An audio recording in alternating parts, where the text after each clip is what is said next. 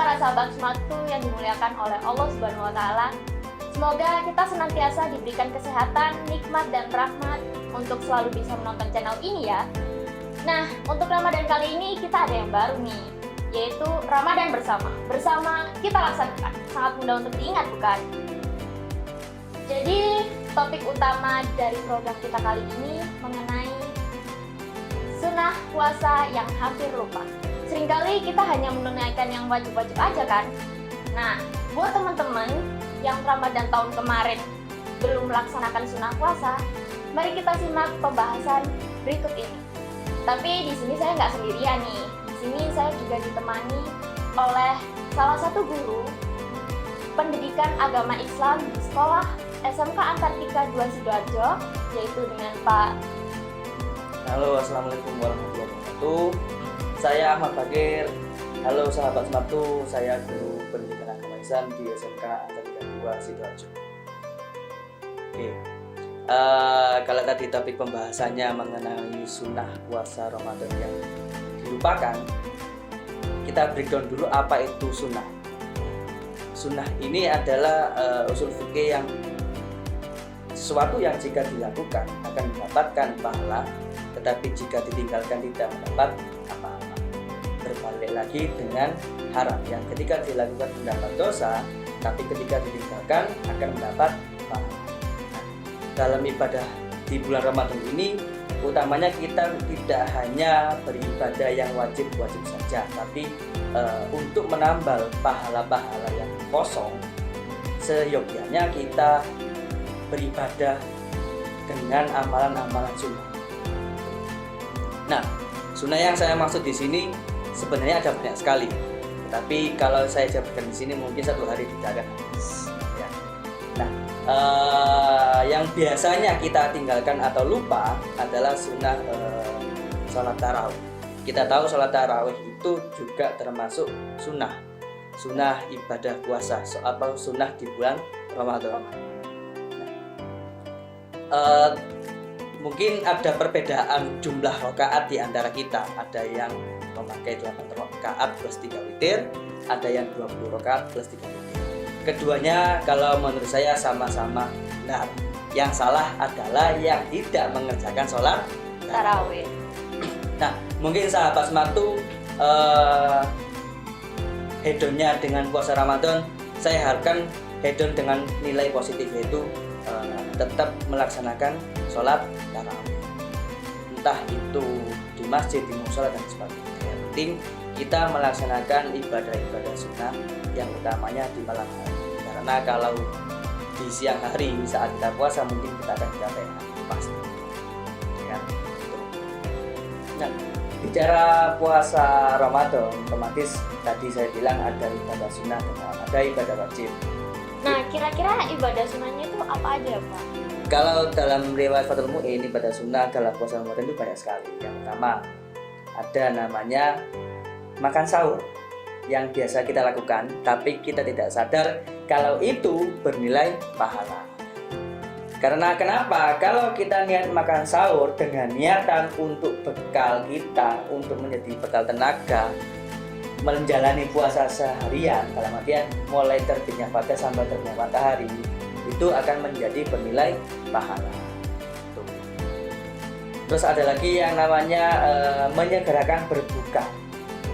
Kalau sudah dengar adzan maghrib, bukan adzan zuhur ya. Kalau adzan zuhur kita masih tetap berpuasa. Kalau adzan maghrib, otomatis kita harus segera berbuka. Berbukanya dengan yang manis. Kalau yang setia tidak tentu harus bisa berbuka. Ya? Iya benar banget, Pak. Berbukanya yang manis itu berbuka yang gimana? Satu, Kanjeng Nabi Muhammad SAW mengajarkan berbuka dengan buah kurma. Kalau tidak ada kurma bisa dengan madu. Kalau tidak ada madu bisa dengan susu. Kalau memang tidak ada, berbukalah dengan air putih. Kalau pengennya habis azan maghrib nih, Pak, terus kita langsung minum yang kayak es cendol gitu, boleh nggak? Boleh sebenarnya. Yang penting kita niat untuk memang membatalkan puasa dengan apapun. Cuman kalau ibadah sunnahnya yang dapat nilai pahala sunnah itu memang berbuka dengan kurma. Terus ibadah sunnah apa lagi dalam puasa Ramadan? Ada lagi setelah sahur menyegerakan berbuka, tadi tarawih sudah. Ada lagi yaitu untuk kita segera atau memperbanyak bersedekah, ya kan? Sedekah ini banyak konteksnya. Sedekah entah itu bentuknya dalam artian takjil. Biasanya di kampung-kampung kan ada jadwal di masjid yang wajib untuk menaruh atau membuat hidangan takjil di masjid. Nah, ini juga kalau kita ikhlas otomatis bernilai pahala. Karena apa? Karena kita memberi makan orang yang berbuka puasa. Termasuk kayak zakat beras atau bernilai uang gitu juga, Pak. Nah, kalau zakat itu hukumnya bukan sunnah lagi tapi wajib, ya kan? Hukumnya zakat itu wajib. Tapi kalau kita di sekolahan, di lingkungan pendidikan, zakat dalam lingkungan sekolah adalah untuk ajang pembelajaran agar kita mudah untuk memberikan hak yang memang seharusnya bukan hak kita menjadi hak orang lain. Tapi kadang kan kalau misalnya kita ngelakuin ibadah puasa, tapi kita masih bergunjing atau bahasa kerennya sekarang mah gibah. Gibah pada on ya? Ya. Relate berarti ya. Nah, bagaimana hukumnya kalau kita puasa tapi kita tetap gibah? Atau apa? Baik berarti cara ngomong. Dalam bahasa Jawanya gibah itu rasan-rasan. Ya kan? Nah, gibah ini bernilai dosa. Sebenarnya gini, kalau dalam logikanya, kalau kita sudah niat puasa dari terbitnya fajar sampai tenggelamnya matahari, itu kalau analoginya gini ya, kalau dalam matematikanya, kita sudah mendapat pahala 100. Seharian itu dapat pahala 100. Ketika kita melakukan dosa atau melakukan sesuatu yang memang dilarang atau salah, itu otomatis berkurang pahalanya. Apalagi kita membatalkan puasa secara sengaja, mokel, minum es di tengah-tengah puasa, otomatis pahalanya akan luntur, akan sirna. Minus gitu. Ya Pak pahalanya. Bisa jadi minus. Kalau memang itu diniatkan wis males wis poso. Nah, itu bisa jadi minus. Biasanya sing ngelakuin ini kebanyakan para kaum Adam, ya kan? Yang males berpuasa, puasanya males, apa main terawih, apalagi ibadah sunnah yang lain. Nah, gitu. Itu emang relate banget ya Pak sama yang sekitar ya bahkan ya, di sekitar saya saja banyak banget. Banyak sih sebenarnya. Cuman ibadah puasa ini kan ibadah yang khusus kita hanya untuk Allah. Dalam artian ibadah puasa itu ibadah yang memang hubungannya hablum minallah. Hablum minallah itu yang tahu kita sama Tuhan, sama Allah yang tahu. Kalau sholat kan mungkin kita sholat agar dilihat orang tua, ya kan? Dilihat pacar, dilihat lawan jenis, biar kelihatan alim. Tapi kalau puasa tidak ada yang tahu. Yang tahu hanya kita yang menjalankan dengan Allah SWT. Tapi gimana nih Pak kalau misal ada yang puasa tapi tidak diniatkan untuk Allah, kayak ada harapan yang lain gitu loh Pak, kayak mengharapkan hadiah atau gimana, imbalan gitu Pak. Kalau mungkin konsep seperti itu mungkin itu masa kecil kita ya. Ketika kita belajar puasa, otomatis kita mendapatkan tantangan oleh orang tua kita. Wis nek kosong nutup 1 bulan, jalur apa tak turuti, dapat reward ya kan. Kalau mungkin sudah dewasa, apa sih yang kita harapkan? Kan gitu.